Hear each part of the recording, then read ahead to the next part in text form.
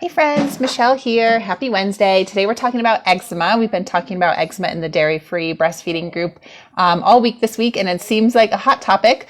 A lot of people have babies that have eczema or itchy skin or some sort of skin issue. A lot of people have things to share about things that did work for them, so that's great. A lot of people talking about bathing frequently or not bathing frequently. So I think the main thing to realize is we're all different, right? And nutrition is different, and health is different, and wellness is different for everybody, and everybody's an individual. So some things that might work for some mom or some baby might not work for you and your baby. There are so many factors that go into eczema. It's a really, really huge topic. That's why I actually do have a course called the Baby Skin Solution Program, all about eczema and the root causes of eczema, and it walks you through all the things that you can do, and diet and lifestyle, and all sorts of really, really helpful stuff in the course. So if you are struggling with eczema in your baby, then definitely check that out.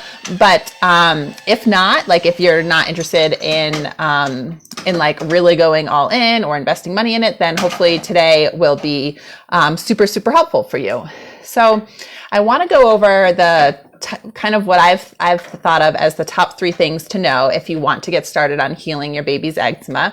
And that goes beyond just eliminating dairy, or even like going crazy eliminating tons and tons of foods, right? And it goes beyond just, like we've been talking about in the group, it goes beyond just lotions and potions and bathing and all that kind of stuff. That's all a part of it, and that's all important, and it's important to figure out what diet and what lifestyle and all that kind of stuff, what works for you and your baby. Again, just because it worked well for somebody else doesn't mean it'll work well for you, and vice versa, right? So that all is part of it, but we need to get deeper into this and really understand what eczema is and what the root cause is if we really, really want to heal it, right? So, sometimes just eliminating a food will clear up baby's skin, and that tells me that their gut's probably in good shape, and the food just doesn't completely agree with them, at least right now, right? So, for example, I'm going to give you 2 different examples between 2 of my 3 kids. So my son, he would get, and he's right here, my 2 youngest are with me. He would get eczema flare-ups like on his back. He would get super itchy like on his the back of his neck, and on his head and his torso. He actually had the nickname Bruiser Bradley when he was little because he was always scratching and itching. He has like beautiful long curly hair now, but he was bald for like 2 years, so he was always scratching at, not for the whole 2 years, we got to figure it out, but when he was a baby, scratching at his head, right? Because it was super itchy. He had like really tough skin issues, rash all over. So I eliminated dairy because I knew about that, and I knew my oldest had a dairy intolerance. I had a dairy intolerance as I was a baby. So that helped. That helped some. It definitely cleared up the bloody and mucousy poops that he was having. So that's all good. And then it took me a long, long time to realize that eggs were causing the problem. His sleep issues and his skin issues all were from eggs. So it's like a much longer story than this, but basically I eliminated eggs and started really, really working on gut healing for him. We had a lot of like slow cooked, really good quality, like lamb stew meat and homemade bone broths, and just like really nice anti-inflammatory foods and fermented foods. And I was really, really focused on gut health. And it took us quite some time until he was about like 3 or 4. He's almost 5 now, and now he can do eggs like pretty well. We still eat them on a rotational basis just because. But it took us a long time to be able to reintroduce eggs. And every time I would reintroduce eggs, he would have a flare up, he would be itchy. And so we'd have to go back on his little gut healing protocol and get back in and try again. And it was like this whole long thing, right? So for him, it was a little bit more complicated, and we really needed to focus on the root causes more than just eliminating foods, right? With my youngest now, who's a little over 1, I just noticed like a few months ago that like when she started eating eggs straight, she was getting like dry, scaly patches on her thighs. I was like, and I noticed them like right when she started eating more just like straight, like scrambled eggs and things like that. So I cut out eggs just as an experiment. They cleared up. Introduced them back in, they flared up again. And so I just cut them back out again. And I've been putting some good lotion on them to help them, a good ointment, I should say, on them to help them heal. And she's all good. So it seems like she can handle eggs when I eat them. She can handle small, like baked eggs. We found like what she can add. And that's all it really took for her, was to cut out eggs. So that tells me, all right, her gut's in pretty good shape, right? We still do really, we make sure we have foods and lifestyles and things that support a healthy gut, but it tells me nothing's like totally out of whack where we need to like get super serious and, dig down to the root causes. We were able to clear it up pretty quickly. So all that being said, yes, maybe just eliminating a food or two will clear up baby skin and everything's all good. But a lot of times, more often than not, it's much more complicated than that. And what I see is moms eliminating food after food after food after food, trying to clear up baby skin, not even realizing or knowing what the root cause of eczema is. And there's things that you can do other than eliminate foods. There's things you can add to your diet. There's things you can change about your lifestyle. There's so much to it that you want to do other than just eliminating more and more foods. And that's really not what we want to do, because you might end up eliminating foods that are actually really nourishing and really good for skin health and for gut health, right? And we don't want to do that. Sure, we want to eliminate extra sugars and processed foods and all that. Let's eliminate those before we eliminate like super nourishing foods, unless you see a clear reaction. Okay. So that's me up on my little soapbox. I have a feeling this is going to be a long one because I have a lot to say about eczema, but seems like people have a lot of questions about it. So hopefully this is helpful. So let's talk about what eczema is, okay? So eczema is an inflammatory immune response to certain triggers. So basically, eczema is telling me that your body is inflamed and your immune system is responding, and it happens to be showing up on baby's skin, okay? And that kind of brings me to the next thing is, one component of eczema is your skin is somewhat leakier than it should be, right? And it's dry and cracked. So now it's more susceptible to those triggers, like external triggers, right? So there's more inflammation. So we definitely want to, we don't want to forget about the topicals, but they're not the only solution. We want to find something that makes a good moisture barrier, to allow the moisture to stay in, and any other, toxins, triggers, allergens, external, will stay out with the good ointment. So a good ointment is really important to help the skin heal, but that's just like on top of everything else that we're doing, right? So eczema is an inflammatory immune response. It's showing up in the skin.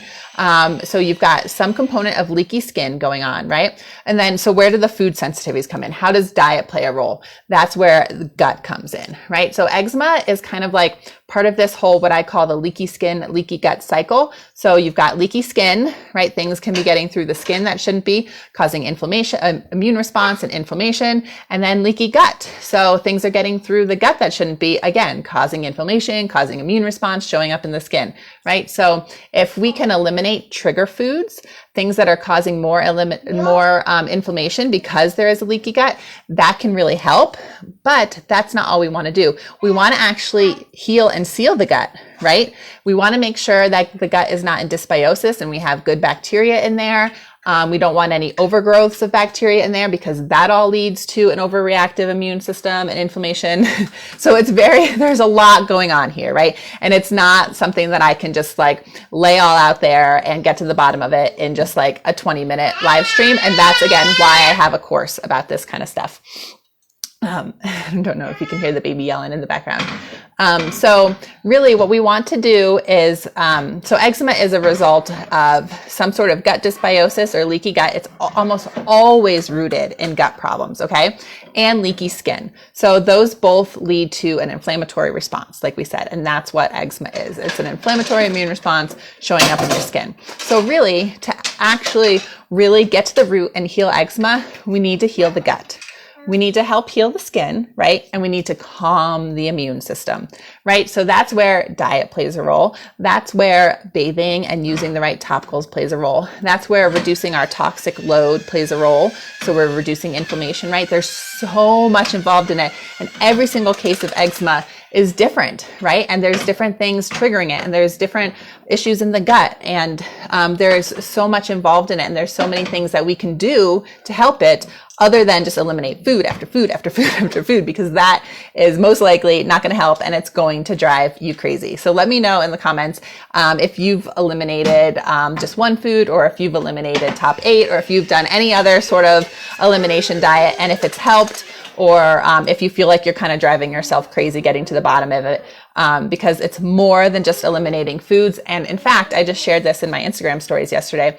A diet-only approach can cause more problems. It can cause mental problems. Like just, I think we all know that, right? The mental toll of being on elimination diets, especially for a long period of time or an extensive elimination diet, is really tough, right? It can cause physical symptoms in you and your baby if you're not eating enough. This is why I work with so many clients one-on-one who come to me because their mental and physical health is failing because they've eliminated way too many foods from their diet. They're way too stressed about eating, and now they're not taking good care of themselves. And the baby obviously is not getting any better, right? Because mom's struggling. So how is baby going to thrive if mom is struggling, right? So there's so much more than just eliminating foods from your diet. And that's why you really need to understand the root causes of eczema, and not just what can I take out of my diet, but what can I include in my diet? What can I include in my lifestyle? What can I do to make me feel better? Because that's going to help baby feel better. I meant to bring water down. I need a glass of water. Okay. So if you guys have questions on so that's kind of I didn't really label them as 1, 2, 3, but those are like my top things to know about eczema. So number 1, it's an inflammatory immune response to certain triggers. Number 2, I'm looking at my notes over here. Eczema is almost always rooted in gut health. And number 3, eczema is a result of this leaky gut, leaky skin cycle, which both lead to inflammation. So what do those 3 things tell us? To heal eczema, we need to heal the gut, we need to help support the skin in healing, and we need to calm the immune system. So as you see, it's more than just eliminating foods. It's more than just finding the right topical treatment. And it's more than just, I was going to say something else and now I forget. It's more than just like how often you bathe and all that kind of stuff, right? Okay, so if you have questions, leave them in the comments. I got some really, really great questions in the group. So that's why I'm kind of blowing through this, because I want to make sure I get to all the questions that I have. So let me just pull them up here. Okay, so Brittany, you asked, how do I know if my baby has eczema? That's a great question. So I kind of use eczema, and eczema is kind of like a general term, and I am not a doctor, so I cannot diagnose. So the only way to like get a diagnosis of eczema is to go see a doctor, right? You can see a pediatrician or a dermatologist or somebody who can like officially diagnose. For me, I'm not like huge on diagnoses. Especially for chronic diseases and chronic illnesses like this, because the diagnosis doesn't change the way we treat it. We want to know, so like the way Western medicine works is you diagnose an illness and then you basically find medication to treat the symptoms, right? So diagnosis is based off of symptoms, but what we want to know is what's the root cause, right? So we want to treat the root cause. So to me, a diagnosis isn't as important as saying like, okay, these are the symptoms that you have. Let's dig into the root cause, right? But eczema is kind of like a general term, for like red, dry, itchy skin. Actually a general term is atopic dermatitis. And then eczema is like in that category. Again, I'm not a doctor, so I'm sure there's much more to it. But it is, so if you want to get a diagnosis, you can see a doctor. But really, if your baby has any sort of skin issues that aren't going away, like itchy, dry, red patches, even like cradle cap that's like spreading, or like a rash, like a pimply, bumpy rash that sort of looks like baby acne, but it's spreading or not going away. Like any sort of these skin issues is really what I'm saying when I say eczema. Any skin issues is what we're talking about here when we're talking about like how to heal them, that they're rooted in the gut, and like all these diet and lifestyle things that can help support gut health and skin health and everything. So Brittany, I hope that answers your question. So if baby has any sort of skin issues, what we're talking about today, like uncomfortable skin issues, what we're talking about today is helpful. If you want to get some moms, it just gives them peace of mind to have a diagnosis. So if you want to do that, then that's great. But just know that the way doctors, Western medicine is they're trained to treat symptoms, not get to the root causes. That's when you need an integrative doctor or functional medicine doctor or like a naturopath doctor or homeopathic doctor. Sometimes they use stuff that just treats the symptoms. So you got to find a good one, but hopefully that helps, Brittany. All right. So let me just refresh here. I think Laura was the one that had the next question. Sorry. I just wanted to refresh because, whoa, what just happened? Oh, okay. Something's funny is happening in my group here. Okay. So sorry, ladies, bear with me. Laura, yes. So Laura says her baby has eczema, it keeps flaring up and it's hurting him. Yes, I know it's so hard to see them uncomfortable and itchy and not sleeping and like oozy or whatever it is. It's not fun to see. So she says, how can I help him at only 4 months old? It's mostly in his cheeks and forehead, got all sorts of creams. So creams, like I said, ointments and things are great when they form a nice moisture barrier, keep moisture in, stop that leaky skin so you're keeping external allergens and toxins out. They're a great piece of the puzzle, but they're not the only thing. So yeah, lotions and creams, like let's forget about those for a second, okay? So what can you do to help him at 4 months old? So if there are any obvious trigger foods, like very obvious, like when you eat this, he flares up, then eliminate those for now. But don't just stop there. Don't be like, oh, he's sensitive to this and this and this, so we can't eat him. Don't just stop there. He's sensitive to them right now, probably because he has gut issues. So let's dig down deep into it and start working on healing the gut. So I'm not going to go into all those things right now because I have plenty of free resources for you.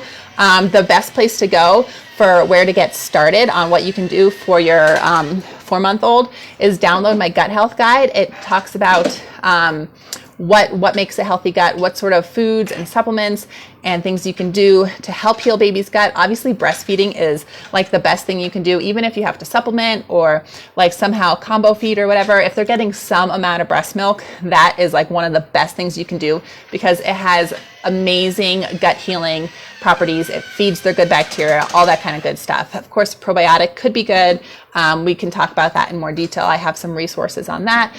But Laura, I would say definitely go check out my free gut health guide and start there with some simple things. Lifestyle, like we're going to be talking about stress in a little bit because somebody asked about cortisone cream and that all has to do with stress and inflammation. So certainly not just changing your diet as far as like optimizing it for gut health and reduce inflammation, and eliminating foods, but lifestyle, like reducing stress, making sure you're getting enough sleep, which I know is hard, but like making sure you're getting good sleep out of the sleep that you can get.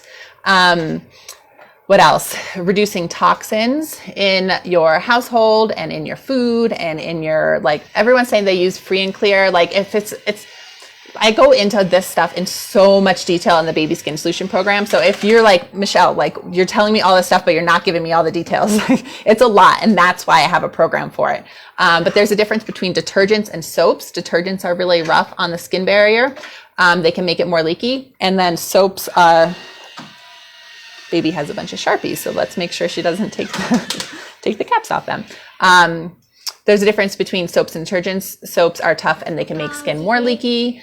So those aren't so good. I used to be, well, I guess I still am a chemical engineer. I used to work as a chemical engineer. So I know all about the chemicals and things that we want to avoid. So we can go into that. I'm just like throwing things out there, Laura. But I have a lot of resources for you, free and paid. So I'll give you links to those and we can kind of like just get going step by step so you don't get overwhelmed. Okay. Alrighty. So next question is from Alicia. She's wondering about, let's see how old. She has a little boy. He looks pretty like under 6 months. She's been dairy free. Overall, she's seen improvement, but sometimes he gets flare ups like when she eats out at a restaurant. So she's wondering what could be causing it. Is that normal? He scratches it a lot. So what's she asking? How long after eating something will it affect baby?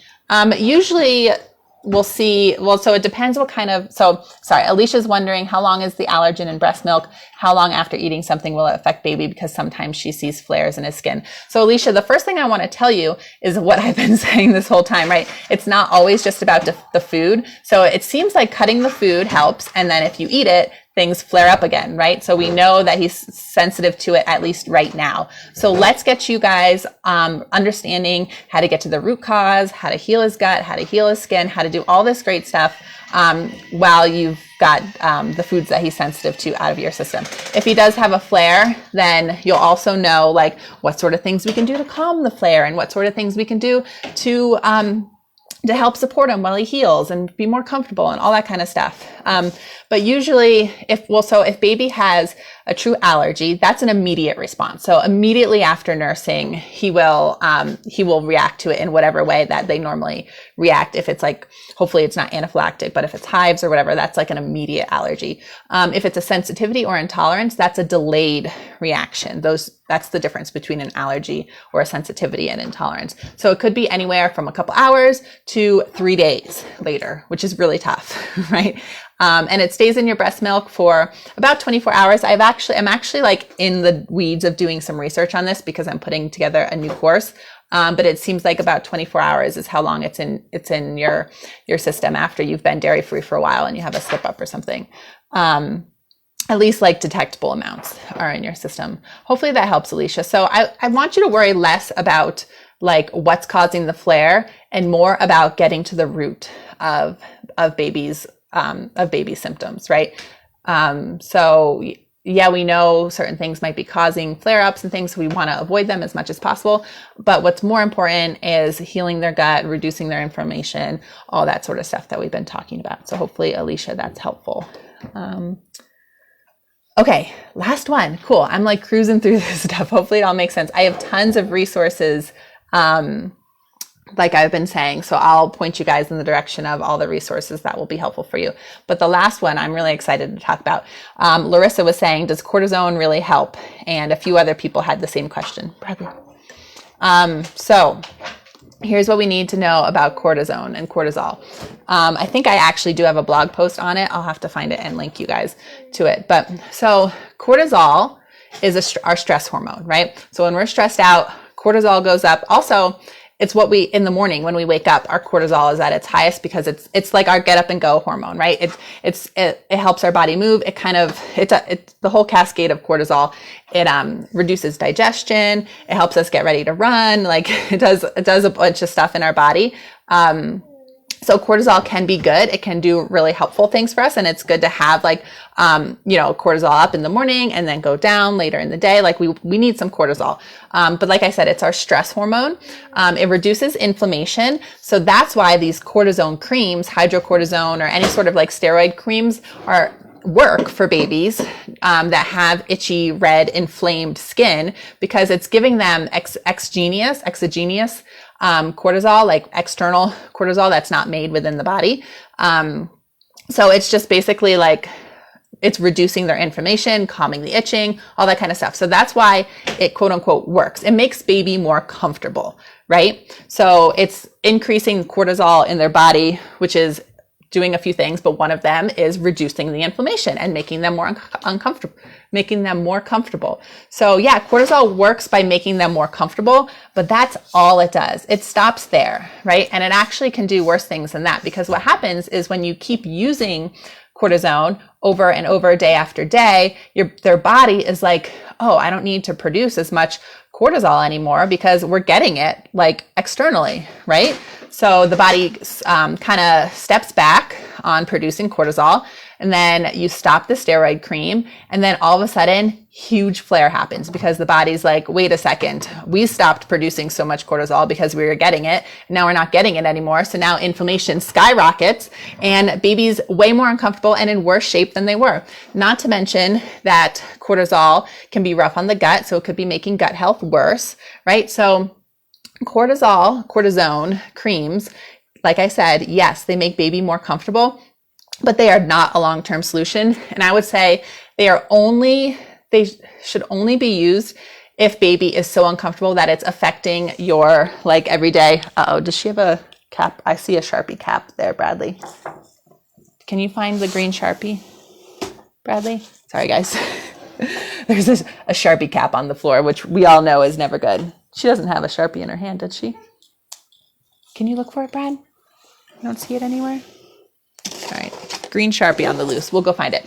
Okay, so if baby is super uncomfortable, it's affecting everybody's way, like quality of life and you're not getting enough sleep, then yes, you can use it because we all need sleep and we all need to feel better and we all need to be comfortable. But no, it's not a long-term solution. Be very careful about using it. Don't use more than needed. And then don't, when it's time to stop. So have a plan to stop it, right? As you're using it, work on your diet, work on baby's gut health, do all these things that we've been talking about to get to the root cause so that you can slowly wean them off of the cortisol instead of just stop it in a second and then you'll probably see a flare, right? So a good doctor, if they prescribe you a cortisone cream, they'll tell you, we're only going to do it for a week or we're only going to do it for 2 weeks and then this is how you wean off of it. That's really, really, really important, and hopefully that makes sense why it's so important. Let's see if there's anything else I want to say, hopefully, or to say about cortisol or cortisone. Okay, I think that's it. So let me just make sure I answered all the questions and there's no new questions. Hopefully that all made sense to everybody. That was a lot. It was a lot. So I'm going to leave a bunch of links in here for a bunch of the resources that I mentioned so you guys can dig into that. And keep me posted on what you try or what you learn and how baby skin is doing. I always love to see success stories, and I want to help you guys. So if there's anything I can do, I would be happy to help you, point you in the right direction, give you support, whatever it is you need. All right. So everybody have a great day. Thanks for sticking with me as I blew through all this stuff on eczema, and hopefully it was helpful. Bye.